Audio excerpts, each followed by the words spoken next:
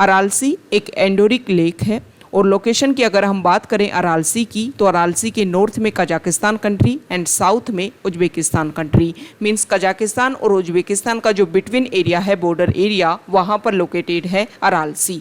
अब हम बात कर लेते हैं कि what is endorheic lake.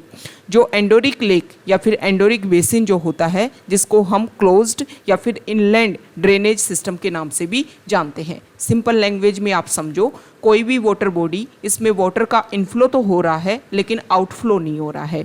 Means अरालसी में जो रिवर है वो वाटर को यहाँ पर डिस्चार्ज कर रही है, लेकिन अरालसी से जो वाटर है वो किसी और वाटर, एक्सटर्नल वाटर बॉडी जैसे कि किसी अदर रिवर में या सी में अपने वाटर को डिस्चार्ज नहीं होता है।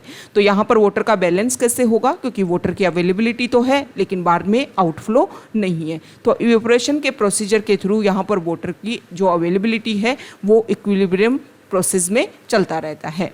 अरालसी से रिलेटेड अदर फैक्ट्स को अगर हम डिस्कस करें, देखो जो अरालसी है वो 1960s के बाद में ये जो है वो श्रिंकिंग होने लग गया था।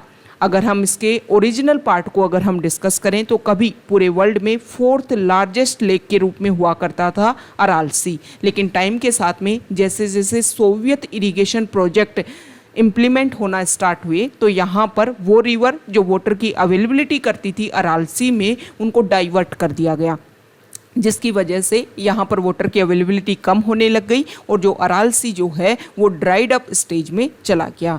1997 तक अरालसी का 10% पार्ट जो है वो श्रिंक हो चुका था और जो अरालसी जहाँ पर वाटर की अवेलेबिलिटी काफ़ी ज़्यादा थी, जिसकी वजह से जब वाटर की अवेलेबिलिटी नहीं हुई तो कंप्लीट अरालसी जो है वहाँ पर वाटर की अवेलेबिलिटी कम होने की वजह से जो अरालसी है यहाँ पर स्मॉल आइलैंड बनने लग गई। बीच बीच में जो है वो सोइल एरिया शो होने लग गया और फिर कहीं कहीं पर वाटर की अवेलेबिलिटी रहने लगी। इसीलिए जो अरालसी है इसको प्रेजेंट टाइम में सी ऑफ आइलैंड के नाम से भी जानते हैं।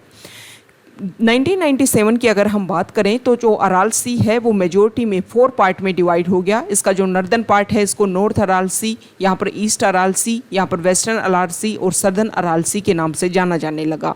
उसके बाद में 2010 तक अगर हम बात करें तो इसका जो सदर्न पार्ट है वो लगभग कंप्लीट सूख गया और इसके जो ईस्टर्न पार्ट है वो एक डेजर्ट रूप में, डेजर्ट एरिया के रूप में चेंज हो गया है। तो ये कुछ बेसिक फैक्ट्स हैं अरालसी से रिलेटेड जो हमारे एग्जाम के पॉइंट ऑफ व्यू से इंपॉर्टेंट है। अभी हमने डिस्कस किया था एंडोरिक लेक के बारे में, तो अगर हम वर्ल्ड में प्रेजेंट टाइम में और भी एग्जांपल डिस्कस करें तो एंडोरिक लेक के रूप में जो कैस्पियन सी है वो भी एंडोरिक लेक का ही एक एग्जांपल है। ओके।